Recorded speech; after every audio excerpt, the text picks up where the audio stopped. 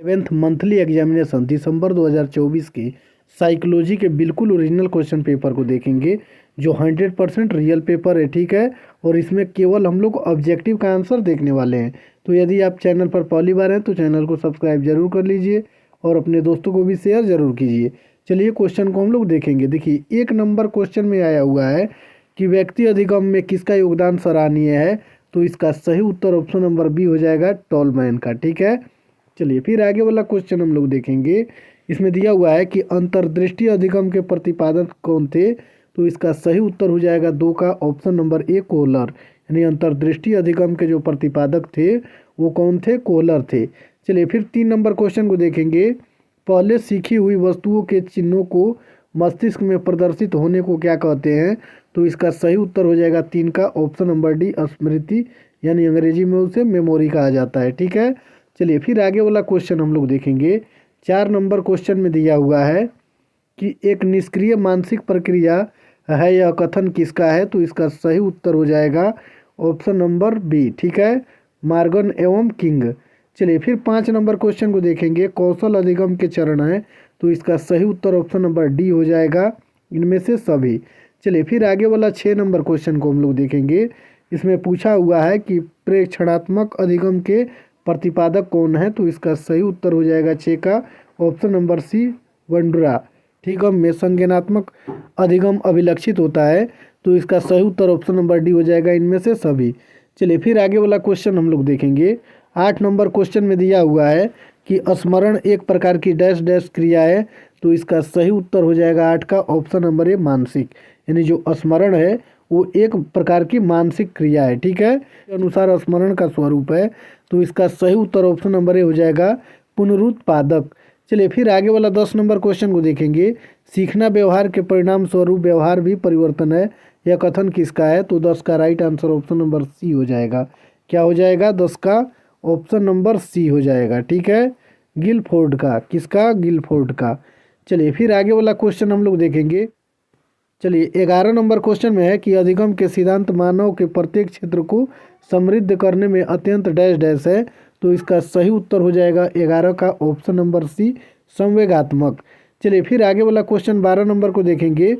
थकान और नशीले पदार्थों के कारण व्यवहार में परिवर्तन को क्या कहते हैं। तो 12 का राइट आंसर हो जाएगा ऑप्शन नंबर सी। ठीक है, सीखना। चलिए फिर आगे वाला क्वेश्चन हम लोग देखेंगे। 13 नंबर क्वेश्चन में पूछा हुआ है कि किस मनोवैज्ञानिक के अनुसार स्मृति का मॉडल डैश डैश के नाम से भी जाना जाता है। तो इसका सही उत्तर हो जाएगा 13 का ऑप्शन नंबर सी। ठीक है, एटकिंस ऑन सफरीन। चलिए फिर आगे वाला 14 नंबर क्वेश्चन को हम लोग देखेंगे। इसमें दिया हुआ है कि चिंतन का प्रारंभ किसने किया। तो इसका सही उत्तर हो जाएगा 14 का ऑप्शन नंबर ए।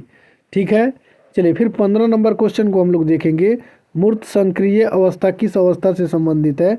तो इसका सही उत्तर हो जाएगा 15 का ऑप्शन नंबर सी, बाल्यावस्था से। ठीक है, चलिए फिर 16 नंबर क्वेश्चन को हम लोग देखेंगे।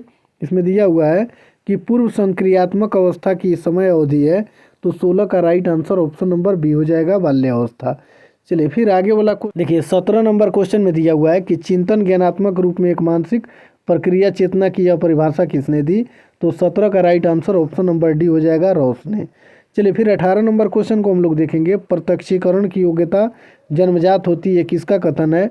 तो 18 का right answer option number C हो जाएगा, गेस्टाल्ट मनोवैज्ञानिक। चलिए फिर आगे वाला क्वेश्चन हम लोग देखेंगे। 19 नंबर क्वेश्चन में दिया हुआ है कि संज्ञानात्मक सिद्धांत को किसने प्रतिपादित किया। तो 19 का right answer option number C हो जाएगा, जीन पियाजे। क्या हो जाएगा, जीन पियाजे। इसमें उनका पूरा नाम नहीं दिया हुआ है, केवल पियाजे दिया हुआ है, उनका पूरा नाम जीन पियाजे है। चलिए फिर 20 नंबर क्वेश्चन को देखेंगे। रचनात्मक चिंतन की कितनी अवस्थाएं हैं। तो 20 का सही उत्तर ऑप्शन नंबर बी हो जाएगा, 2। चलिए फिर आगे वाला 21 नंबर क्वेश्चन में दिया हुआ है कि किस मनोवैज्ञानिक ने संज्ञानात्मक उन्नति को प्रतिपादित किया। तो इसका सही उत्तर ऑप्शन नंबर ए हो जाएगा, पियाजे। चलिए फिर आगे वाला क्वेश्चन हम लोग देखेंगे। 22 नंबर क्वेश्चन में दिया हुआ है कि संक्रिया की डैश डैश है। तो इसका सही उत्तर 22 का ऑप्शन नंबर डी हो जाएगा, इनमें से सभी। नंबर क्वेश्चन में दिया हुआ है कि ज्ञानात्मक विचार से अभिप्राय है। तो 23 का right answer option number B हो जाएगा, सामाजिक उन्नति से। 24 नंबर क्वेश्चन में है संज्ञानात्मक उन्नति अवस्था सिद्धांत का जनक कौन है? तो इसका सही उत्तर हो जाएगा 24 का ऑप्शन नंबर बी पियाजे। चलिए फिर आगे वाला 25 नंबर क्वेश्चन को हम लोग देखेंगे। साइकोलॉजी के लेखक कौन है? तो 25 का right answer option number B हो जाएगा विलियम जेम्स। चलिए फिर आगे वाला 26 नंबर क्वेश्चन को देखेंगे। बाल्यावस्था में श्वसन का अनुपात होता है, तो 26 का राइट आंसर हो जाएगा ऑप्शन नंबर ए 1:3। फिर 27 नंबर क्वेश्चन को हम लोग देखेंगे। 27 नंबर क्वेश्चन में दिया हुआ है कि समाज में उच्च स्थान उपलब्ध कराना किस प्रकार का अभिप्रेरणा है? तो 27 का सही उत्तर ऑप्शन नंबर बी हो जाएगा उपलब्धि यानी अचीवमेंट। चलिए फिर आगे वाला क्वेश्चन हम लोग देखेंगे 28 नंबर में। 28 नंबर क्वेश्चन में दिया हुआ है कि शरीर में किसकी कमी से संतुलन बिगड़ सकता है? तो इसका सही उत्तर हो जाएगा ऑप्शन नंबर डी इनमें से सभी। लक्ष्य की अभिप्रेरणा है, तो इसका right answer option number C हो जाएगा सामाजिक। और लास्ट क्वेश्चन 30 नंबर में दिया हुआ है कि सीखना कैसी प्रक्रिया है? तो इसका सही उत्तर ऑप्शन नंबर सी हो जाएगा अर्जित। ठीक है, तो इसके बाद वाला वीडियो में मैं पूरा सब्जेक्टिव का आंसर अपलोड कर दूंगा, तो चैनल को सब्सक्राइब जरूर कर लीजिए और अपने दोस्तों को भी शेयर जरूर कीजिए। इसमें जितना आंसर है 100% सही उत्तर है।